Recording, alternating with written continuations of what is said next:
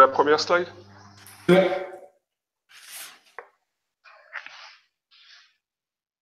So, it's 10:30, people should be on the live.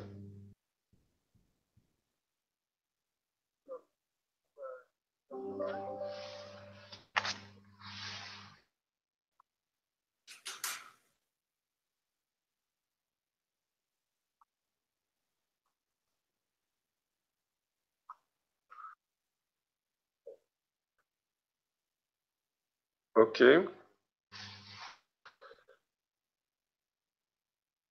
Alors, est-ce qu'on a des participants qui sont arrivés?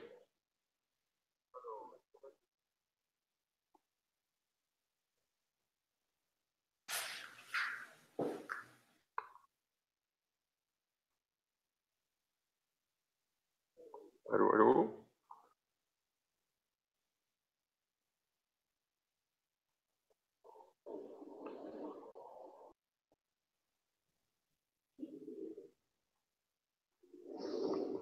Bon, je vous propose qu'on démarre la présentation. Vous avez donc un chat à votre disposition.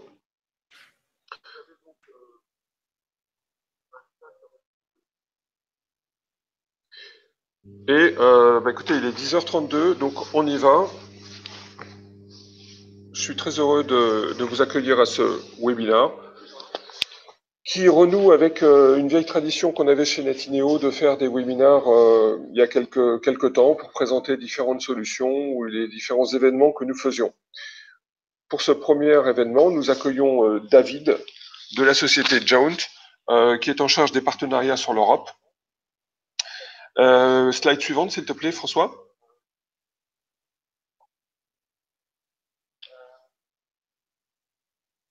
Donc, le programme, c'est une petite introduction de ma part de 10 minutes, suivie de la présentation de Jaunt par David, qui se fera en anglais.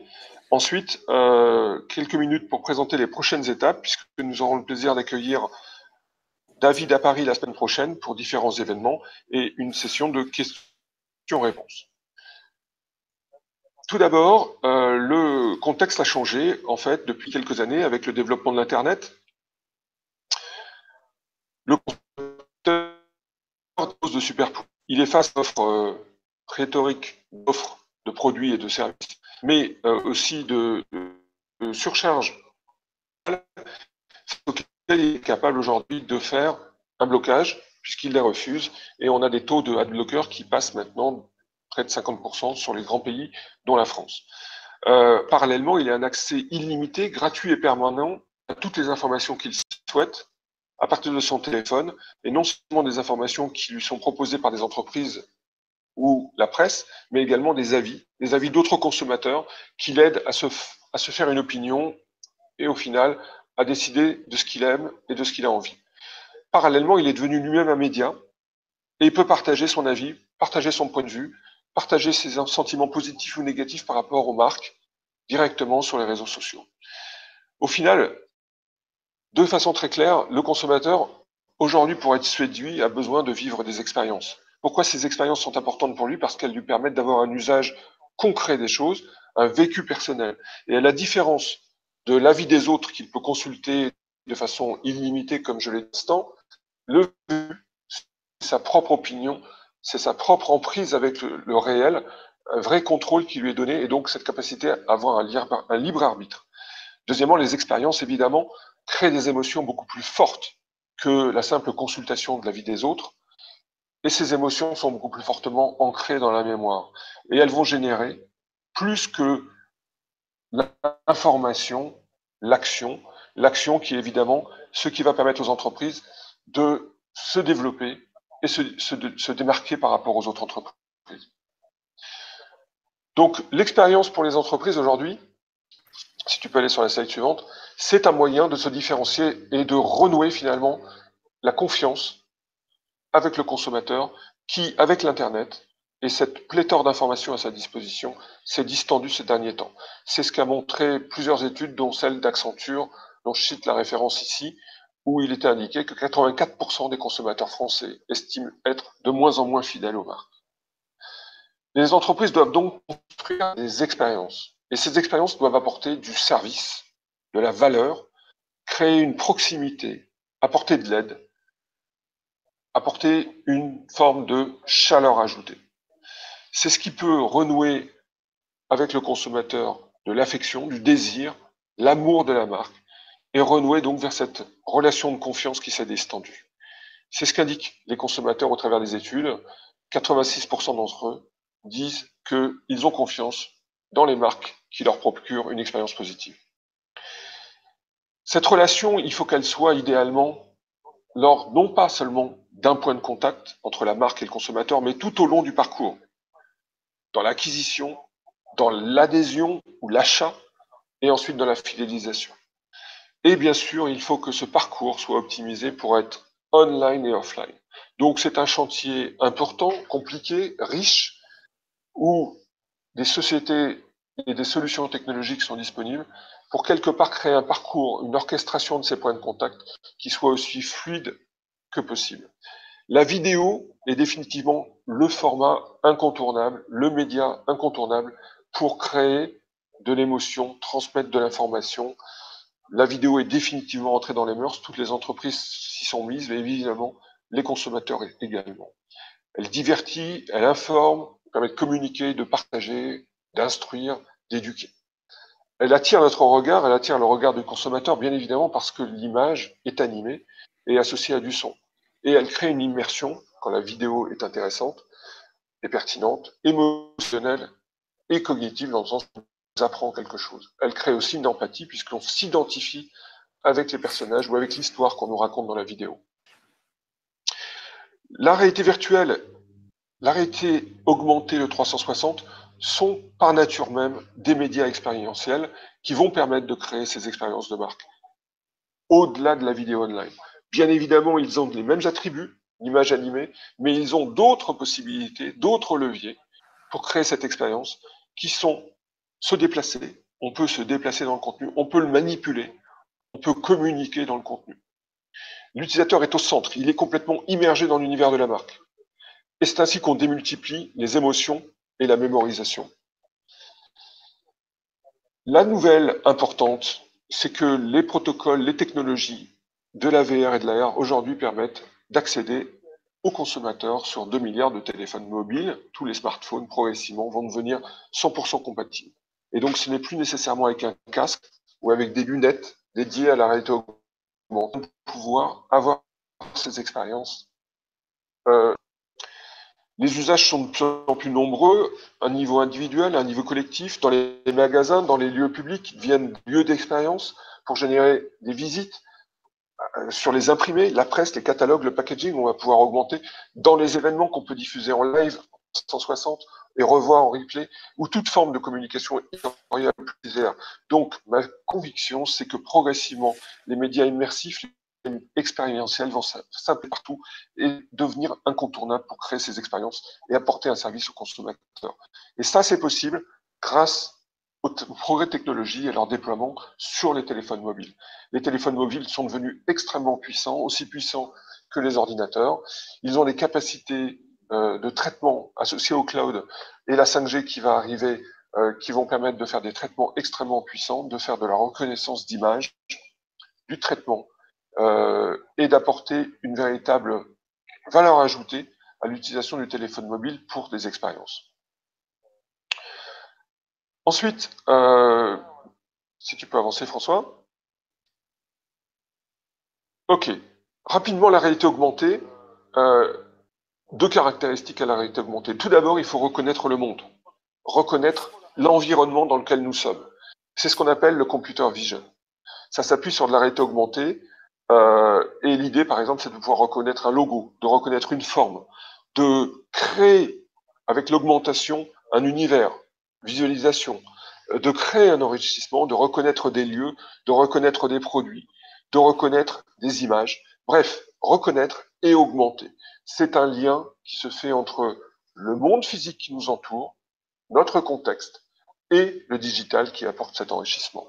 La réalité virtuelle, deuxième nature de solution, c'est nous transporter dans un autre monde, nous faire voyager émotionnellement, virtuellement. Ces images peuvent être des images ou des vidéos 360 réelles qui sont écuits rectangulaires dans un format spécifique pour être adapté à une vision 360 ou totalement artificielle. C'est ce qu'on appelle la réalité virtuelle au travers du casque ou au travers du téléphone mobile. Et ce qui est amusant, c'est que vous connaissez sans doute pas cet homme qui s'appelle Jérôme Lanier, qui est né en 1950 et à 17 ans, c'est un informaticien, créé et inventé la terminologie réalité virtuelle et a développé les premiers services.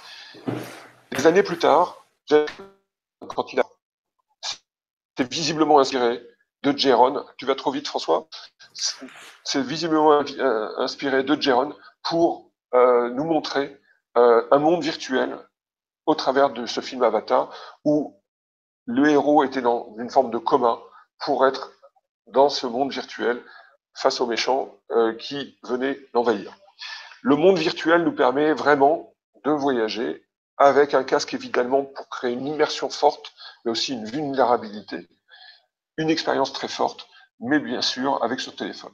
Un livre qui est sorti déjà en France, qui s'appelle Ready Player One, va nous emmener dans ces mondes virtuels.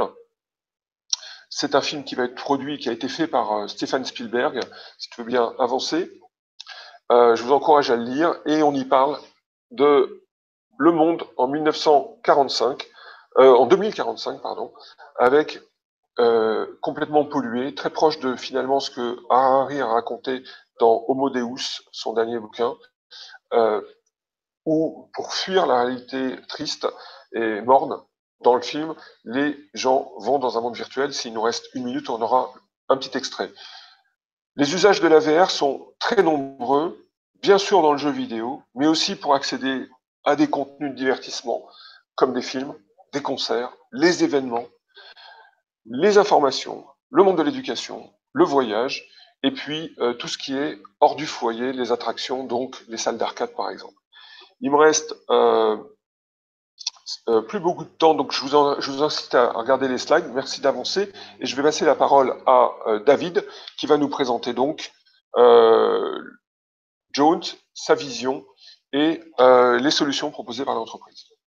Jaunt, donc presented by David. David, oui. It's your turn. Lovely. Thank you very much. Good morning, everybody.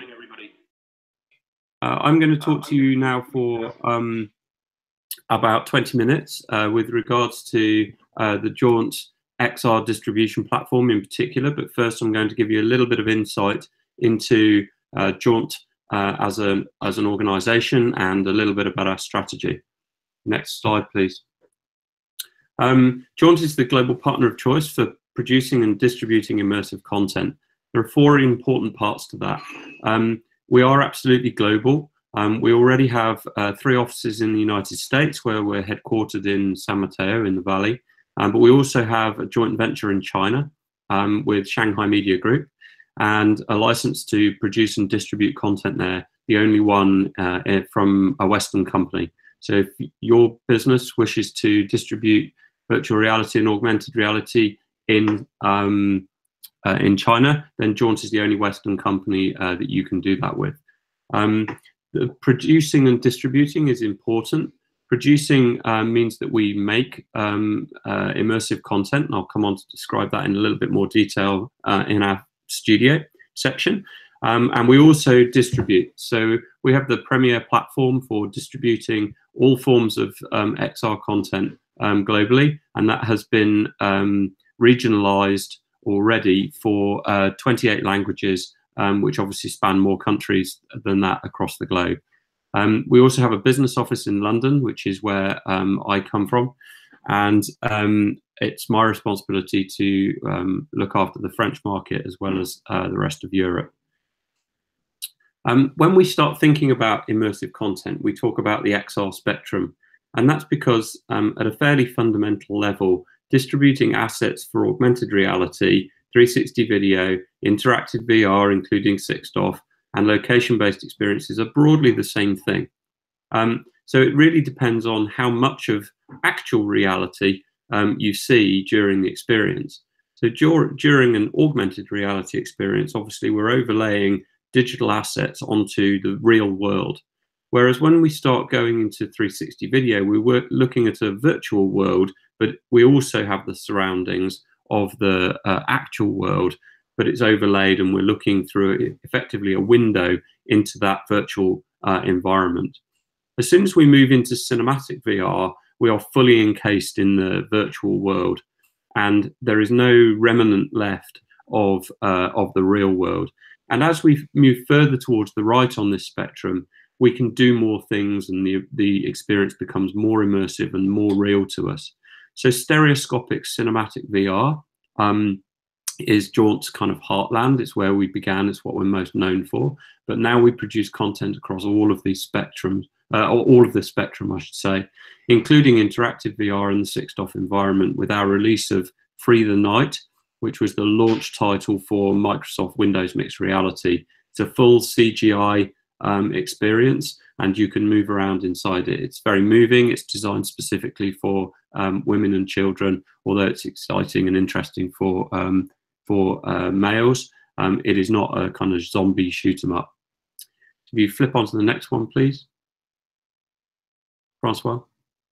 Thank you. So a couple of things to kind of call out. We do have the world's leading XR content studio. That rather lovely statue on the right-hand side there is actually an Emmy. We're lucky to have been nominated 3 times now and won once.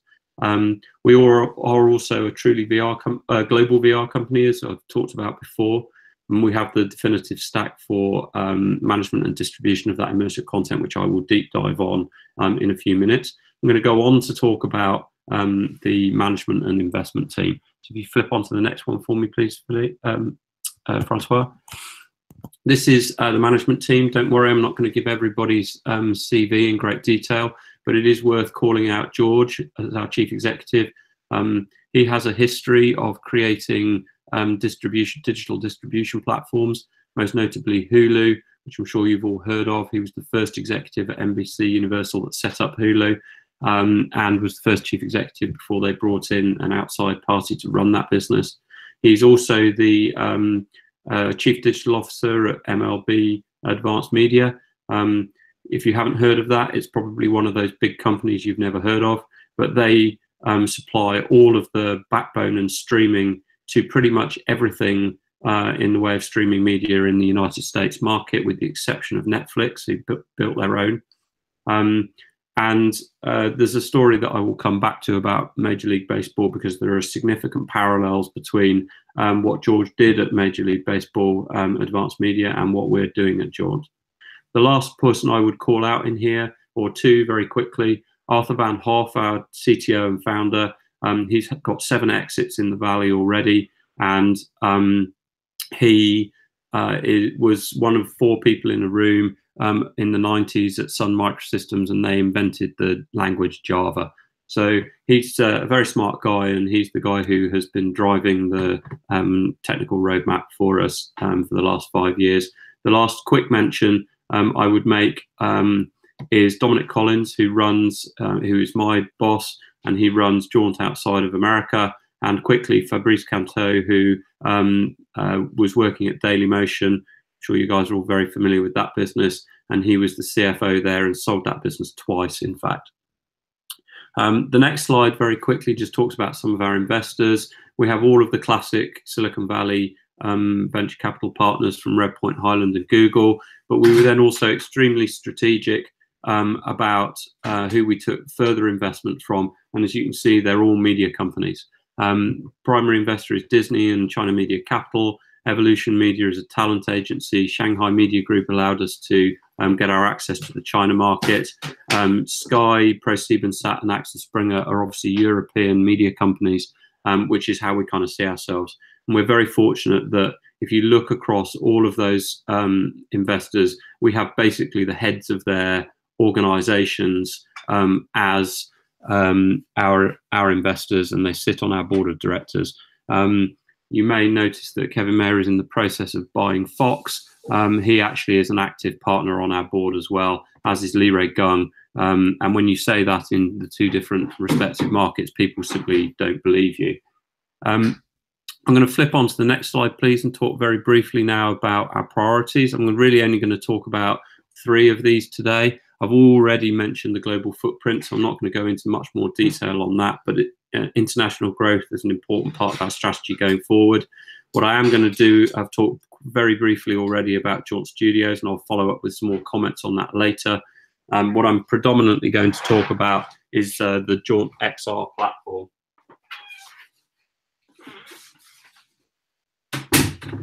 If you could flip on to the next slide, please, Francois. Next one again, please. So the most important thing to note here is that we are building, as I say, a turnkey solution really for the enablement and management of the distribution of immersive content across platforms, operating systems and devices. So the platform already supports distribution to social, to web browsers, to native iOS and Android apps, to all forms of mobile virtual reality and all console games that have, platforms that have any scale. The predominant target audience, sorry if you would go back up one, Francois. The predominant targets for this are major media companies, mobile carriers, tier 1 mobile carriers. Orange, Deutsche Telekom are already clients of ours. Sports leagues, so anybody who owns a lot of intellectual property, sports leagues and brands, talent such as Sir Paul McCartney, who's also an investor, and that this is a very simple system. You're not bolting anything together. It's a fully end-to-end system that allows you to very rapidly deploy either VR apps or channels inside of existing apps. If you would skip on to the next one now, please. Francois, thank you. There are many challenges associated with distributing XR content today.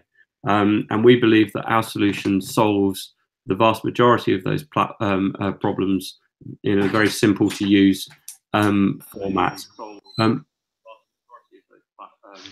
Hello, I've got background noise. So the challenges that we face are that there are many platforms involved. There are very few standards involved, a huge number of technology challenges in place, and that the platforms are highly fragmented. All of those systems are largely incompatible. So what we've done is we have taken the many tens of millions of investment dollars that we've had to date, and we raised roughly 100 million to the end of 2015. And what we had done is we had invested all of that money into producing a platform that would enable Jaunt to be the destination of choice for consumers to consume VR. What we realized when George joined was that actually being a destination of choice was a challenge, because it was probably likely that at some point Netflix and Hulu and the other major streaming services would also want to be that destination of choice, and they already have hundreds of millions of subscribers. So how would Jaunt compete? Well, instead, as George did at Major League Baseball Advanced Media, who built out a very robust media streaming service for Major League Baseball that was radically underused, because the audience for Major League Baseball, particularly outside of the United States, is pretty small, and the games only happened once or twice a week. Instead, they then productized that technology stack and sold it to everybody else. And the success of that strategy is that Disney's new streaming service is going to be built upon it. And as a result, Disney bought that business for just over $3 billion US. So we pivoted at Jaunt about 18 months ago to do largely the same, follow the same path. So all of that investment that we put in, arguably an overinvestment in becoming the definitive standard for customer experience and distribution quality, we've now productized and made available for other people to use under their own brand as a white label. The platform constitutes 3 significant parts. It has a media manager, which is what I like to refer to as the back office system. It also has a player engine, which is a software development kit, or an SDK, which is what you build your your front-end applications on, and it has an intelligence suite which allows you to measure and analyze engagement across metrics that are common to online video, but also unique to XR content. I'm going to do a little bit of a deep dive on each one now. Move on, please, Francois. So I'm going to talk about Media Manager first. It is a cutting-edge CMS. That's the best way to think about it, but it is purpose-built for XR content. So you can do all of the normal things that you would expect to be able to do in a content management system. You can set administrative roles and permissions. Who can log into it and what can they do? Which parts of the workflow can they operate? Can they publish to the apps, or can they just upload content? And obviously security is built in from the ground up. But importantly, it's critical to say that the workflow is simple. So what happens today is that if you wanted to publish a piece of content, you would have to build an application for every store and transcode the content very specifically for each of those platforms. That is an enormous challenge. And Hugo Farrer, who runs immersive content at Facebook, said that it is 10 times harder to build a player for virtual reality, a video player for virtual reality, than it is to build one for a 16:9 platform over the web. 10 times harder. And then, of course, we have all of the complexities associated with interactivity, which I'll come on to later. But rest assured that this, because it is an XR platform from the ground up, is fundamentally and purpose-built, designed to be extensible such that all XR assets can be leveraged, whatever you conceive in the way of a customer experience. So when you upload a piece of content, the system automatically transcodes that master file to 30+ different formats, which is specifically optimized for the various platforms that are out there, be that a Samsung Gear or an Android Cardboard or a Gear VR or a Oculus or and a Vive. So all of those are very specific, and that is vitally important because that is the benchmark of your customer experience. There is no such thing as a one-size-fits-all transcode option. There's no magic bullet MP4 manifest or encode structure that works brilliantly across all of those platforms. It simply doesn't exist, and it never will. That is why Jaunt has gone to the trouble of transcoding these things very specifically for the platforms to ensure that the geometry and the color space and the bit rates, etc., are all optimized for the best possible customer experience. In addition, we've gone one step further, and we, instead of using a standard bitrate ladder, which is, how much bitrate do you push down for any available bandwidth, and we no longer use what's called monolithic transcodes. Instead, every piece of content is transcoded on an adaptive bitrate on a frame-by-frame basis, or a content-adaptive bitrate.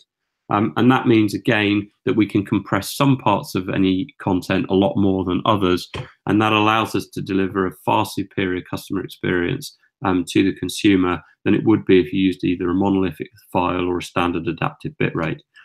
There aren't very many people doing this, and those that are tend to be the Netflix of the world, who are, again, distributing 16:9 content through their platforms and channels. There is a link to our blog at the end of this presentation, and you can read an awful lot more detail about how we do that in that blog post. But for now, I'll leave that as is. We will be supporting AR-specific assets. That will be coming in Q3 of this year. But it's important to note that when you upload a piece of content in here, we can stream that content and all of those assets down to our player SDK, which I'll come on to in a sec. It's important, however, again, as part of our global aspirations, to ensure that both our back-end functions and our front-end functions are optimized for every market on Earth, and therefore are multi-language appropriate. So inside of the Media Manager, you can upload geographically specific assets. And an example of that would be if you have one video file but 6 audio files, i.e. dubbed from English into French and German and Spanish, etc., then you can upload those, and the player will automatically understand, based on your handset settings, or the device settings, exactly which audio file to deliver to ensure, again, the best possible customer experience. So it will automatically work out that you're in France, play the video file and play the French language audio file at the same time. If there is no French language audio file, then it will look for subtitles. And again, you can upload text files and it will pick out the correct subtitle version based on your handset. So for example, again, it would play the correct audio, it would play the English audio file in that instance, but it would put French language subtitles on it if they're switched on by the consumer. If neither of those are available, obviously you will just get the vanilla experience. But it's also important to note that this back-end system is also available in 28 languages. So you can have all of the buttons and switches in the publishing system in French or in English or in Spanish or in 28 other languages, including Chinese and Japanese and Korean and various other ones. That means, of course, that you don't have to retrain your staff in order to be able to operate the system, which is a critical element of being able to operationalize this platform and go to market quickly. If you would flip on to the next one, please, Francois. Thank you. So the player engine is the code that drives the experience inside of your app. So you can think about this as a software development kit, although there are also templated apps that sit on top of that are part of the platform itself. And what this does is work seamlessly with the backend system. So you can publish in the software as a service, web-based browser interface that is Media Manager and instantaneously deliver publishing updates into a live application that might be sitting on one of 10 platforms or all 10 platforms, and therefore as an install base in millions of users, irrespective of their platform of choice. It's important to note that that the player engine is effectively the beating heart of your application as deployed into those app stores, but you can fully customize the experience that sits on top of that. It can obviously carry your logos and your design interface, and those can be very simple or very complex, however you choose to build it. If you choose to build in native applications, you're more constrained by those platform technologies, but if you build in native applications, the things that you can build are only limited by your imagination. Additionally, it then no longer matters to the Media Manager because you can input very specific extensible assets that you define in both the player engine so that it understands them and serves those assets from the Media Manager. This is an entirely extensible system, although it works incredibly well straight out of the box. In fact, we are our first best customer. So Jaunt runs its applications via this system. That is really important because it means that we find all of the bugs before you do, and it also means that you can be confident that when we release a product that we will be happy to have it ourselves. There are some important things in here to also pull out. Again, the player engine will be capable of handling AR assets in Q3 of this year, but it already handles all of the spatial audio formats, including Dolby Atmos, all of the ambisonics, Facebook 360 audio, etc., etc. If you only have mono and stereo files, that's fine. It lessens the immersion, but we can handle that too. Indeed, even if you choose not to use our specific transcodes for each of the platform, it's also capable of handling standard MPEG- formats and many others. It's also true that you can live stream through this system. That is supported today, and in about 2 months' time, we'll be handling our first interactive formats for camera switching during live playback, for hotspots, delivery of hotspot experiences so that the user can choose where they're going, and for what we call branched narratives. So do I want to turn through the left door or the right door? And that gives incredible power to the storytelling, but means that you don't have to redevelop or redeploy your apps every single time you want to make an interactive experience. The next slide, please.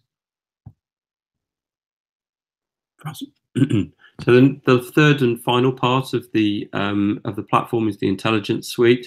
The player engine produces a huge quantity of data. And that data is things that you would normally expect to be there, such as you know, how many times was something played, but it also enables very XR specific data to be collected. Where are people looking inside of the 3D sphere? How long are they looking there for? What part of the image do they find most interesting? We calculate and collect all of that data and aggregate it into what you can see on the screen now, which is hotspots of where the average or the highest proportion of people are looking during any given frame. And we collect that data every 10th of a second. That's incredibly powerful for brand advertisers, because what it says is that we can amend our creative to ensure that the person seeing the car, or is seeing the car, and for how long and in which scenes, and are they looking at the logo, or are they checking out kind of the curve of the bonnet, or are they simply looking at the people, because that's the most interesting part. And perhaps what we need to do in the creative journey is put the people behind the car so that people notice the car as well as the people. There's an enormous amount of diagnostics collected as well, so which we use to ensure that the maximum customer experience is delivered through every release of the platform. And that data is vital. It's also anonymized. You have access to all of it. We have access to it where it's applicable for us to be continuing to build out the world-leading platform that is the Jaunt XR suite. So I'm going to flip on to the next one, please. I'm very pleased to say that we've already sold this platform. It's in active use today. Sky VR, the major media company, are already using this. They're delighted with this platform, and they will be releasing their new applications, Sky VR apps, very, very soon based on this. We announced this partnership at CES a matter of only 4 or so weeks ago, and we're very much delighted to have them on board. And plenty more like them in the pipeline, and announcements coming soon. I'll go on to the next slide, please, and talk quickly about 2 other client examples that are actively using this today. And the reason that we pull these ones out is to show you that the use cases for the platform are extremely broad. So Medical Realities is actually the leading global surgical training company using immersive technology. They are releasing their, well, they did release their new version of their proposition in December, and it was powered by the XR platform. This allows you, for example, to do picture-in-picture inside of 360 degrees. It allows you to put hotspots into the experience, and it's very well worth downloading their application if you're not too squeamish about surgery, to see what the platform is capable of delivering in the way of an experience. I'm also delighted to be able to talk about VTime. VTime is a very popular social VR platform where users build their own avatars and they meet with friends and chat. VTime has used the XR platform to create a Jaunt cinema where people can co-watch 360 video. It's an incredible experience. That is a very bad picture right there of Sir Paul McCartney playing Live and Let Die at Candlestick Park in California. And watching that particular show is amazing. It's even more amazing doing that with your friends as though you were watching it live and being in the audience. Not only that, of course, but you also get the best seat in the house. You can talk to and interact with your friends that are there as avatars at the same time, and all of that is powered by a combination of the VTime platform and the XR platform from Jaunt to enable high quality playback. So as you can see, this is not just about delivering 360 video. This is very much about delivering immersive VR and AR experiences in many different contexts. I'll skip on to the next one, please. I'll take questions at the end, probably is the easiest way to do it. So that's the XR platform. I'm now just going to talk very briefly about Jaunt Studios, which is not the distribution side of our business, but the production side of our business. And if you skip on to the next one for me, please, Francois. I would like to kind of mention 3 areas in particular. We've made well over 300 productions to date. That makes us, without doubt, probably 3 or 4 times bigger than any other XR production studio on earth. We've made all the mistakes that there are to make. We have an incredibly high creative benchmark, and we're very pleased as a result to say that we've worked with all of the iconic partners kind of that are out there. clearly all of the platform players, when Apple launched Final Cut Pro in the autumn, you may have noticed that it now supports 360 content. That content was shot by Jaunt in 8K and delivered into Apple with their very high exacting standards, and that content is actually now delivered as trial footage when you buy Final Cut Pro. Likewise, we've worked for 20th Century Fox, we've worked for Paramount and Disney, all of the major studios. We're working with many sports leagues. These happen to be the NFL and the NBA, but we're also working with the Premiership and in the UK and many of the sports brands across Europe, including Paris Saint-Germain and Marseille. We also work with a colossal number of brands, and as a result of working with those iconic partners and their extremely high standards, we're delighted to be able to have been acknowledged for that creative expertise. And as I say, we've won an Emmy, but we've also won a number of awards from Sundance and Lumiere and Tribeca and lots of other places. If you skip down to the next one, please. I'll just talk very quickly about the type of work the studio does. We have a studio based in Santa Monica in LA, and we have another one based in London, but we operate literally all over the globe. Our production teams and our hardware technology has been present in Antarctica and in the Arctic and in the rainforest and all over in deserts and all over the globe. We co-produce with intellectual property holders, as I've talked about, mainly sports studios, entertainment studios, and talent. We make a lot of branded content. The North Face is a very famous piece that I'm sure a lot of you have seen. We work with Lexus and Royal Caribbean and Citi and Gucci and Unilever and American Express and many, many, many others to tell brand stories in a compelling and immersive way. And our originals, we're most famous probably for 3 of them. Collisions is the piece that won the Emmy. It was a piece shot in the outback of Australia about when the nuclear weapons were being tested and its impact on communities there. We were fortunate enough to work with Doug Liman, who's the Hollywood A-lister director who was responsible for the Bourne Identity series and The Day After Tomorrow and Mr. and Mrs. Smith. And it was actually written by Melissa Wallach, who was Oscar nominated for some of the work that she did for Dallas Buyers Club on a series called Invisible. So really high quality talent attached to intellectual property that Jaunt owns. And as I mentioned earlier, the latest one is Free the Night, which is a groundbreaking 6 Degrees of Freedom experience, which is directed by Nicole McDonald, which Windows commissioned in order to support the launch of the Windows mixed reality devices. You flip on to the next one, please. We also run a content licensing business. Kind of why is this important? This is important to you because if you want to stand up a new consumer proposition, then you need content to put in it. It's still relatively expensive to make a very high quality content. So although it is likely that you would want to create content if you were going to original content, if you were going to start a proposition of that sort, it's highly likely that also that you would want to license some content so that you have more volume. Jaunt has spent significant time and effort going around looking at the best content in the market, aggregating that so that you can have a one-stop shop in terms of buying licensable content across all of the genres. And again, I'm very pleased to say that Sky and Orange and Deutsche Telekom and Hulu, etc., have all taken advantage of that particular service. I'll skip on to the next one, please.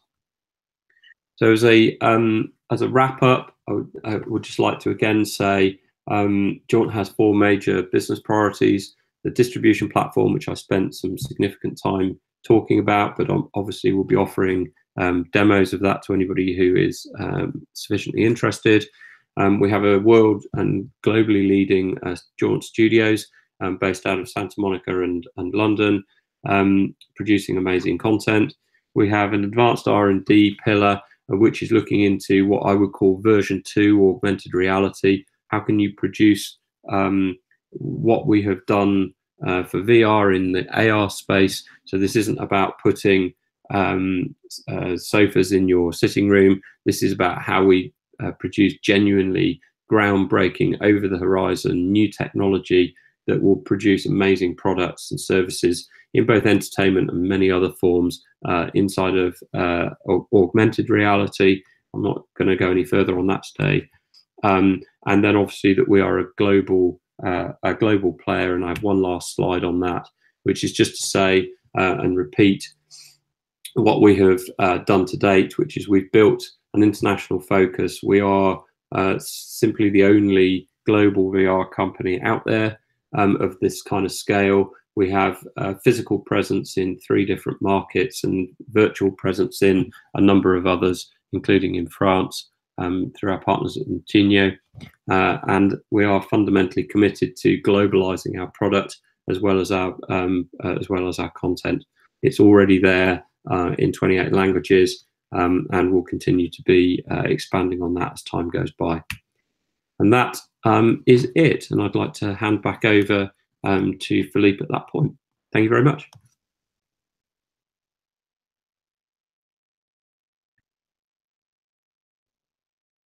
My mic. Okay, thank you very much, David. It was very useful and very interesting. So, next slide. Maybe I'm going to take my deck. François, tu peux présenter? Oops. Partager. So,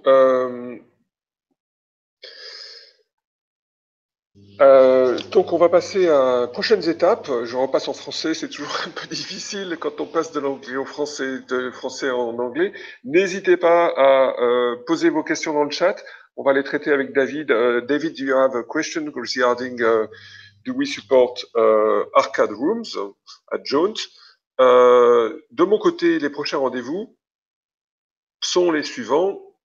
Donc, nous serons la semaine prochaine à Virtuality avec David, mais comme il l'indiquait tout à l'heure, vous pouvez aller sur le blog de Jaunt pour trouver tout un tas de documentation, de livres blancs sur les solutions et l'analyse du marché que fait l'entreprise. Je vous indiquais que donc Virtuality, on aura un stand Netineo où sera présent David avec Jason. David s'occupera de la partie plateforme, Jason s'occupera de la partie licensing de contenu et partenariat. Donc n'hésitez pas pour Virtuality, ils seront là le jeudi et le vendredi. Je serai personnellement présent avec un stand des conférenciers sur 2 sujets, l'expérience du nouveau Graal des marques et des consommateurs le 13, puis le lendemain, le 14 février, sur les tendances de la vidéo, avec une table ronde que j'animerai, au salon All for Content, qui ouvre ses portes pour la première fois. Ce sera à Birakeim, à côté dans le 15e arrondissement, pendant 2 jours. Donc un salon intéressant, avec beaucoup d'exposants sur comment aider les marques à avoir et trouver des solutions pour produire, publier, monétiser du contenu. Jaunt sera présent au Mobile World Congress, qui se déroule chaque année à Barcelone depuis une dizaine d'années. Ça sera du 26 au 1er mars. Donc là encore, une opportunité de pouvoir rencontrer l'entreprise et voir ses solutions et voir comment travailler avec elle. Enfin, Netineo, à nouveau, comme vous le savez, on organise en ce moment les trophées de la marque, de la Brand Experience Awards. Et à cette occasion, on va éditer un livre blanc sur ce sujet qui reprendra et développera beaucoup d'éléments que j'ai présentés en introduction. Pardon. Voilà, donc petite session de questions-réponses. On est un petit peu en retard sur notre horaire. David? Oui. Okay, so we have a question about any distribution in VR arcade rooms at Jaunt. Are you targeting this kind of distribution, and how? Arcade, as in location-based theatres? Yes. Is that the question? Yes. Yeah, so the platform can support that for sure. It's very much a case of what content you want to put through. So, and how you build your applications. So if you build an application to enable distribution into headsets, then yes, the platform would support that.